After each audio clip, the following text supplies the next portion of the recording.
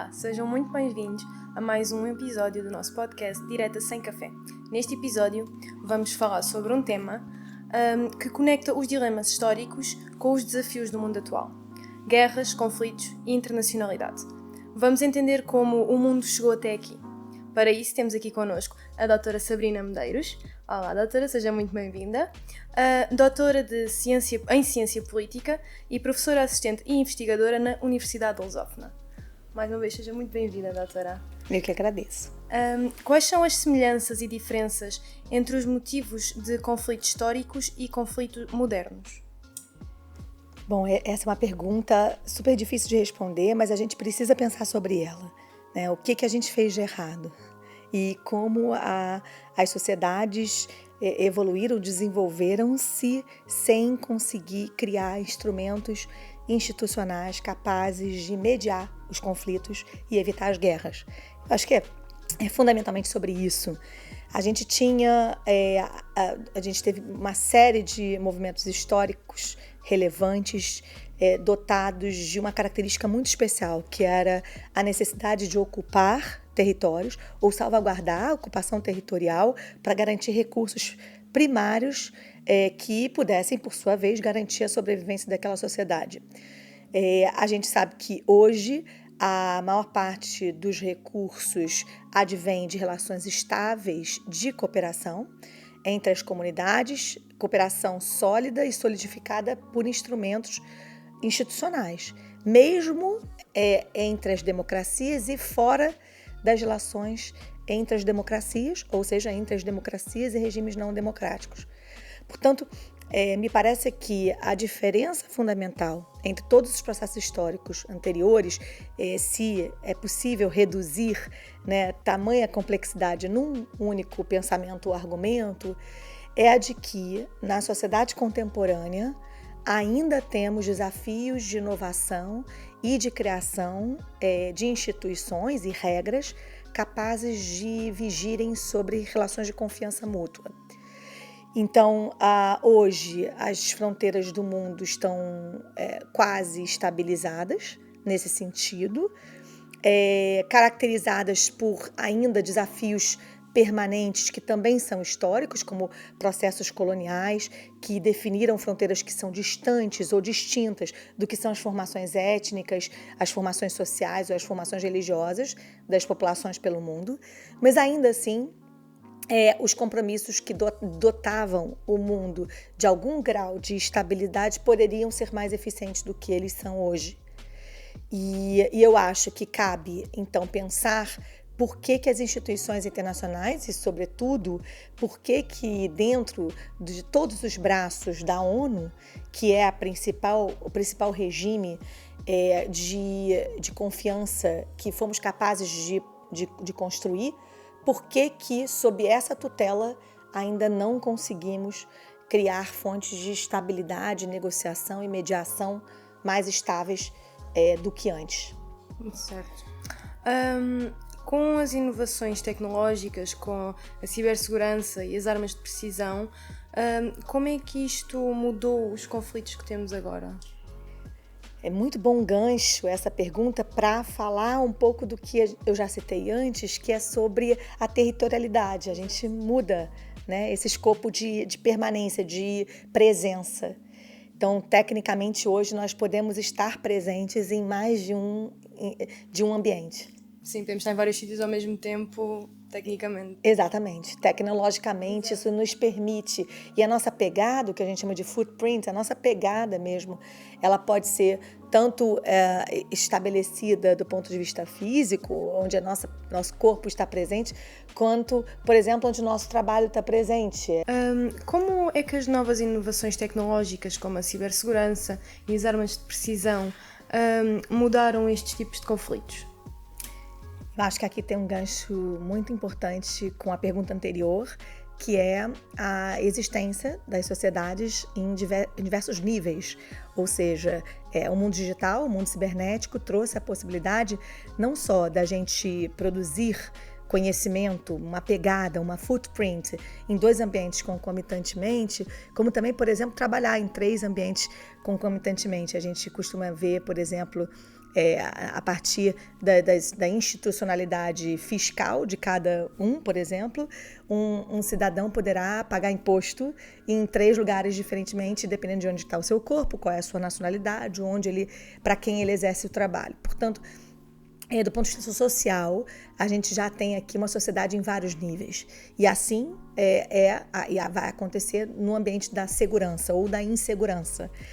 Se eu pudesse categorizar, digamos, ou tipificar as questões de insegurança no tocante à tecnologia, eu diria que há 2 problemas fundamentais. O primeiro deles é a existência de 2 camadas, uma de legalidade e uma de ilegalidade, onde a gente tem a Deep Web, a Dark Web, o trânsito ilícito de mercadorias, de pessoas, tráfico de pessoas, ou seja, as rotas internacionais que trocam, tanto permitem a troca e o tráfego de mercadorias, bens, serviços, informação no ambiente legal e no ambiente legal. E nesse sentido, essa ilegalidade é pujante, é muito relevante e traz para nós uma série de desafios, tanto para os regimes nacionais, domésticos, quanto para a regulação dessas trocas e, por assim dizer, do sistema internacional. De outro lado, há uma outra tipificação que é muito relevante, que é o perfil da guerra e o poder que o Estado tem de concentrar ou de ter o domínio da força. Então, de um lado, nessa ambientação, um direito da guerra e um direito na guerra que precisa ser reformulado e que está em tentativa de reformulação. Eu mesma participo da advocacy no âmbito do CCW, que é a revisão da Convenção das Armas Convencionais, e tem um nome enorme, em Genebra, e que é parte do sistema ONU, em que a gente, e no meu caso, como sociedade civil, a gente pleiteia que os estados criem uma regulação para armas autônomas, ou seja, o uso da inteligência artificial agora no ambiente do direito na guerra. Portanto, essa tentativa de regulação de drones armados requer, por exemplo, um único pedido, que é para que os estados partes da convenção do CCW consigam adotar um instrumento binding, ou seja, obrigatório, que obrigue aos países comprometa moralmente os países a não selecionarem um alvo, atingirem a esse alvo sem a existência de um humano, uma decisão humana. Ou seja, embora a máquina possa fazer isso, eventualmente a inteligência artificial tem a capacidade de identificar, selecionar e atingir, que isso não seja feito sob responsabilidade de um humano. E é tão simples quanto isso, e essa discussão já leva 10 anos. Portanto, os desafios são muitos porque o ambiente regulatório internacional não anda no passo que desenvolve-se a sociedade. De outro modo, as regulações também tocam o ambiente da guerra, não diretamente, mas, por exemplo, na existência de princípios primários éticos que não estão desenhados ainda no ambiente cibernético, por exemplo. Então, o que é possível dentro disso e o que é passível de ser feito por organizações fora do Estado e fora do controle do Estado também é objeto importantíssimo de fomento ou de sustentabilidade de guerras, que podem acontecer hoje com muito mais atores do que propriamente o Estado e todos os seus instrumentos de domínio da força. Portanto, eu acho que esse é o grande desafio, a sociedade ser capaz de, em conjunto, sociedade civil e instituições, chegar aos parâmetros razoáveis de compromisso moral entre todas essas partes, que são muitas hoje. Qual é o papel das organizações como a OTAN e a ONU na prevenção de conflitos e de crises? Então, a gente tem aqui o papel de vários regimes do ponto de vista do coletivo. Regimes internacionais são a melhor saída que nós temos para a criação de confiança mútua. E em existindo esses regimes, que podem ser ou não organizações estabelecidas, mas podem ser também regimes de confiança mútua com baixa institucionalidade. Então, todos esses regimes têm esse papel de contornar situações críticas por meio da criação de confiança. E o que a teoria dos jogos nos diz é que o regime de confiança de longo prazo aumentam o custo para um dos atores trair o outro.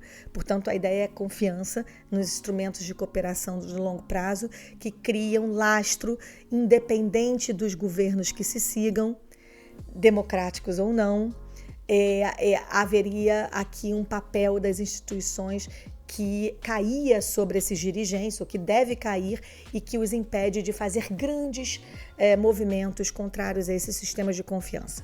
De outro lado, os sistemas também são diferentes entre si. Então, entre os regimes citados, a NATO, por exemplo, ou a OTAN, dependendo de como a gente lê, né, isso é um regime considerado uma aliança. Portanto, é uma aliança militar que tem como pressuposto fundamental o ataque a um, é um ataque contra todos.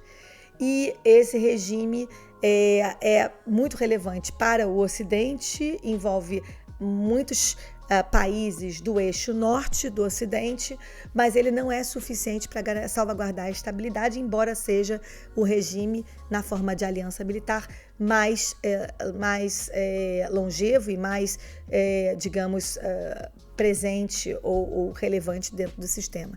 Mas ele sozinho não conseguirá fazer isso, e mesmo ele conseguirá fazê-lo diante de outras parcerias fora do próprio sistema NATO que lhe são caras. O caso da ONU, por exemplo, já é um caso diferente. O sistema ONU é um sistema complexo, regido pelo maior regime internacional com o maior número de partes interessadas, que são os Estados. Dentro desse mesmo regime, há fóruns distintos, há fóruns que são mais paralisados, como é o caso do Conselho de Segurança, há outros fóruns que são mais ágeis, que não têm como pressuposto, por exemplo, o consenso. O caso, por exemplo, do CCW em Genebra é consensual, é muito mais difícil chegar a consensos. Então, dentro desse sistema complexo, ainda assim, tem acho que uma frase que pode resumir um pouco a sua importância, que se na ausência da ONU o mundo seria melhor? Eu acho que não. Então, com todos os desafios presentes, eu acho que ter o sistema ONU é uma melhor garantia do que não tê-lo. Dentro disso, agora em setembro, foi negociado, depois de, digamos, 3, 4 anos de trabalho junto à sociedade civil, o Pacto do Futuro. E o Pacto do Futuro é um pacto para reformular os compromissos da ONU à luz dos Objetivos de Desenvolvimento Sustentável, mas para comprometer de fato os Estados com metas que são realizáveis. E essas metas, dentre elas, a criação de subsistemas que não existem, por exemplo, corpos da paz, que possam ser utilizados em catástrofes ambientais, terremotos ou qualquer desse tipo. Além dessa proposta, outras propostas como a presença da juventude. A gente sabe que essas instituições são envelhecidas, e não só são envelhecidas porque elas são velhas, são envelhecidas porque temos um sistema tão hierarquizado ou tão especializado que as pessoas que decidem finalmente são muito velhas e decidem para gerações, 2, 3 gerações depois delas. Então hoje a gente sabe que trazer a juventude para dentro do processo decisório é muito relevante, trazer a juventude para dentro dos insights sobre como as instituições podem melhorar também é outra tarefa, e certamente isso vai acontecer por meio não só de parlamentos, mas como por meio da participação da sociedade civil e dos estudantes e das universidades dentro dessa matéria. E eu espero que a gente seja parte ativa. A gente já tem sido parte ativa. Os nossos estudantes estiveram em fóruns da ONU, fizeram advocacy, e eu acho que a participação da nossa universidade nesse sistema é uma prova de que é possível, criar inovação e trazer inovação para dentro de um sistema tão duro. Referindo à inovação, como é que a mídia e as redes sociais mudam a nossa percepção sobre as guerras e os conflitos? Esse é um desafio importante. Se eu pudesse localizar o tema da comunicação ou das mídias de modo geral, eu diria que primariamente ela modifica-se no seu papel anterior, salvaguardado por instituições de Estado que regulavam o papel da mídia e que faziam dela, digamos, o intermediário entre essa sociedade doméstica e o próprio Estado. E hoje a mídia deixa de ser, em certa medida, controlada ou regida por essas mesmas forças e passa a ser regidas por forças muito mais autônomas de sociedade civil internacional. Então, o papel dessa mídia hoje é sistematicamente a criação de pontes entre vários tipos de instituições, dentre elas os estados, mas não só entre elas, mas as corporações que dominam os canais midiáticos e que criam essa ambientação de sociedade internacional a despeito das organizações ou a despeito das próprias sociedades domésticas. Portanto, o nosso desafio é hoje compreender qual é o papel dessa mídia na qualificação dessas pontes da sociedade internacional. No meu ponto de vista, está ausente aqui uma regulação. Não acho que essa regulação derivará do ambiente internacional, nem dos regimes internacionais. Ela deverá acontecer no ambiente doméstico, quiçá até no ambiente da localidade, como é o caso, por exemplo, de alguns estados federativos decidirem sobre isso. E esse compromisso na formulação de novos entes de controle e de compliance, eu diria, ou seja, quais são essas regras sobre as quais o discurso coletivo público deverá vigir. Isso inclui os indivíduos autônomos na sociedade internacional, isso inclui as organizações, as corporações, inclui as associações sociais. Então, todos esses instrumentos de visibilização pública nessa ambientação digital, sobretudo, para mim, é objeto de grande discussão sobre um paradigma de nova moralidade que estará certamente mais balizado, se instrumentalizado pelos estados do que pelas organizações internacionais. Então, eu acho que o papel da mídia hoje é de interface entre esses vários sistemas e subsistemas. Antes não era assim. E aqui uma grande pressão sobre se esses discursos midiáticos individuais ou corporativos criam uma outra ambientação, um metaverso, né? Um outro ambiente onde vigem outros tipos de regra e onde todas as instituições anteriores são corrompíveis. Certo. Diga-nos uma coisa. Os conflitos cibernéticos são uma ameaça para a nossa geração? E como é que estes ataques podem afetar a nossa vida cotidiana? Sim, então a resposta para isso é sim. Agora, os conflitos cibernéticos podem se dar de diferentes maneiras. Para toda pegada digital, há sempre uma pegada de infraestrutura. Então, nós podemos ser atingidos duplamente, seja no mundo digital, quando a gente tem afetadas as nossas ferramentas digitais de comunicação precípua, ou quando a gente é afetado também do ponto de vista da infraestrutura, ou seja, ataques e sabotagens a infraestruturas. Isso inclui tanto infraestruturas energéticas, por exemplo, quanto infraestruturas como os cabos submarinos, que são detentores de 95% de todo o tráfego de informações e de capital entre os continentes. Portanto, a Europa ficava um pouco fora desse eixo de sabotagem, que era estatisticamente pequeno. Nós fizemos um estudo no Instituto da Defesa Nacional e no Atlantic Center sobre cabos submarinos portugueses. Portugal, depois do Brexit, do Reino Unido em relação à Europa, ganha um papel ainda mais relevante na Europa, porque a parte das infraestruturas eram controladas da chegada das Américas até a Europa pelo Reino Unido, e hoje são 3 os países primários, a França, a Espanha e Portugal. Portugal tem um tamanho imenso do ponto de vista desse fluxo de informações que transita pelas bordas portuguesas, é de responsabilidade das águas territoriais e zona econômica exclusiva portuguesas. E a gente tem aqui, então, eu estou falando pela sociedade portuguesa, mas isso, claro, interpela outras sociedades pelo mundo todo. Nós temos um desafio grande de salvaguardar, porque nós somos um hub digital e nós somos também um hub de infraestrutura. Então, temos aqui um desafio grande para a próxima geração, sobretudo, de salvaguardar a nossa estabilidade, que é muito dependente. Então, hoje, se a gente pegar aqui 50 anos, em 50 anos, nós avançamos na mesma proporção que nós nos criamos uma vulnerabilidade muito relevante. Não porque os cabos só tenham 50 anos, eles têm mais de um século, mas porque agora o regime de sobrevivência das sociedades de modo geral é um regime muito mais digital do que antes.